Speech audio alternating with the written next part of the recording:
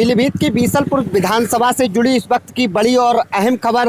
दिव्या गंगवार ने श्रीमती दिव्या गंगवार पुत्री श्री परशुराम गंगवार इस वक्त की बड़ी और अहम खबर यूपी अपडेट आप तक सबसे पहले पहुंचा रहा है। खबर उत्तर प्रदेश के जनपद पीलीभीत से है।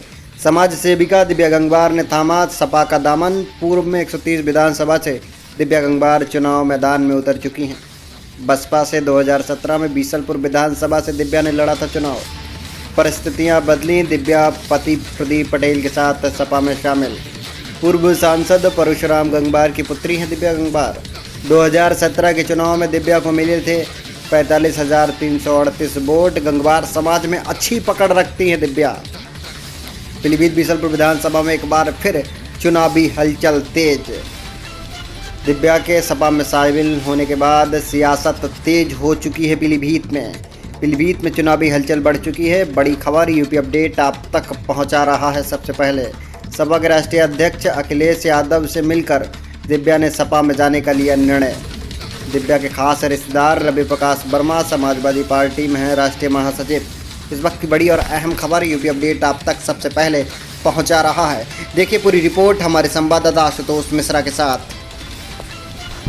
पीलीभीत की बीसलपुर विधानसभा से जुड़ी इस वक्त की बड़ी और अहम खबर।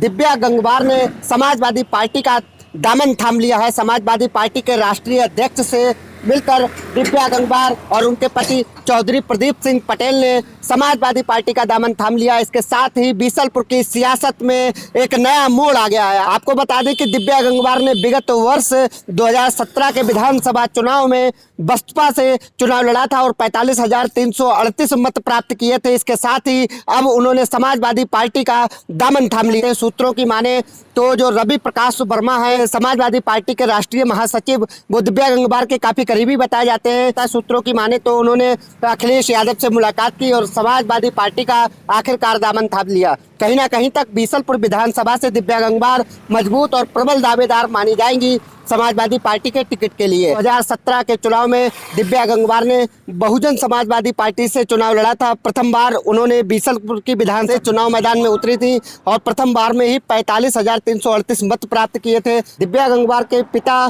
पूर्व सांसद डॉक्टर परशुराम गंगवार की दम पर दिव्या गंगवार ने बीसलपुर विधानसभा से दावेदारी ठोकी थी। कहीं ना कहीं तक उनको अपने पिता का बड़ा लाभ मिला और जनता ने उनको झोली भरकर वोट दिए। इससे कहीं ना कहीं दिव्या गंगवार मजबूत दावेदार बनकर सामने आई। बता दें कि समाजवादी पार्टी भी बीसलपुर 130 विधानसभा से इस बार महिला प्रत्याशी उतारने की जुगत में है, ऐसा सूत्रों का कहना है। यदि समाजवादी पार्टी महिला प्रत्याशी को उतारने की जुगत में है तो कहीं ना कहीं तक दिव्या गंगवार मजबूत विकल्प बनकर सामने आ सकती हैं। दिव्या गंगवार के इस निर्णय के बाद जहां भारतीय जनता पार्टी के लगातार दावेदार हैं भारतीय जनता पार्टी से, उन्होंने राहत की सांस ली है। क्योंकि कहा जाता था कि दिव्या गंगवार लगातार भारतीय जनता पार्टी में जोर आजमाइश कर रही हैं, लेकिन जब उन्होंने ये निर्णय ले लिया कि वो समाजवादी पार्टी में शामिल होंगी तो इससे कहीं ना कहीं तक देखा जाए तो भारतीय जनता पार्टी में जो दावेदार थे उन्होंने राहत की सांस ली है। इसके साथ ही यदि बात की जाए समाजवादी पार्टी की तो समाजवादी पार्टी के लगातार दावेदार हैं, उनकी सांसें बढ़ती दिखाई दे रही हैं, उनकी